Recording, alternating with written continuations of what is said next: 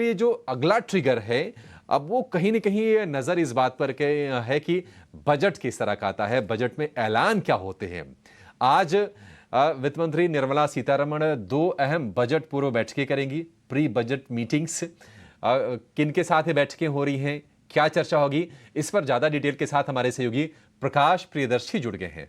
प्रकाश, बताइए किन के साथ, किन रिप्रेजेंटेटिव के साथ ये बैठकें हो रही हैं, एजेंडा क्या होगा, क्या चर्चा होने की उम्मीद है? देखिए, प्री बजट कंसल्टेशन प्रक्रिया के तहत जो अलग अलग सेक्टर्स के साथ बैठकें चल रही हैं, आज उसका दूसरा दिन है।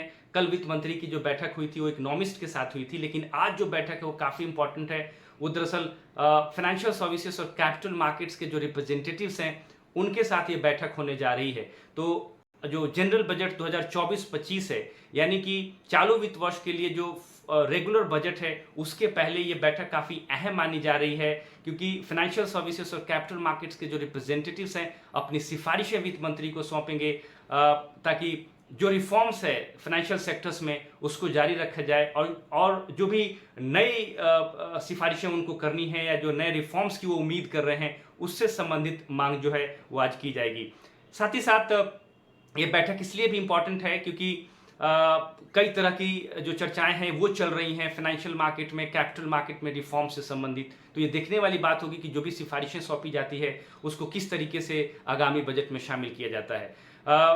सेकेंड हाफ में करीब 4 बजे एक दूसरी बैठक होने जा रही है, जो कि इंडस्ट्री चैम्बर्स के साथ बैठक होगी, जिसमें फिक्की, सीआईआई, एसोचैम जैसे जो चैम्बर्स हैं उनके रिप्रेजेंटेटिव्स फाइनेंस मिनिस्टर से मिलेंगे, वो अपनी सिफारिशें सौंपेंगे, और जो गवर्नमेंट का विजन है 2047 तक इंडिया को डेवलप्ड कंट्री बनाने का, उससे संबंधित तमाम सिफारिशें जो हैं वो इंडस्ट्री चैम्बर्स सौंप सकते हैं। इसके अलावा ये बजट इसलिए भी इम्पॉर्टेंट है क्योंकि जो मोदी गवर्नमेंट 3.0 है वो नई सरकार के लिए, दरअसल नई सरकार का जो इकोनॉमिक रोड मैप है उसका भी एक तरह का रिफ्लेक्शन पेश करेगा, एक तरीके का खाका जो है वो तैयार करेगा। इसलिए बजट 2024-25 काफ़ी इंपॉर्टेंट है।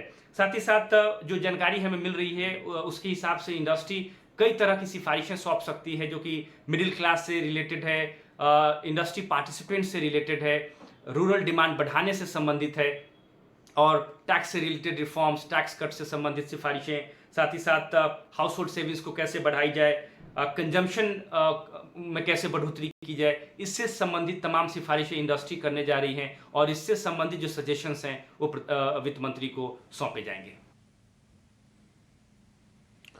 ठीक है, शुक्रिया प्रकाश इस पूरे के पूरे अपडेट के लिए। तो फाइनेंशियल सेक्टर के साथ साथ ये रिप्रेजेंटेटिव के साथ ये बैठक होने वाली है, लेकिन एक बार बाजार को देखिए, निफ्टी में गिरावट बढ़ी है और निफ्टी बैंक दिन की ऊंचाई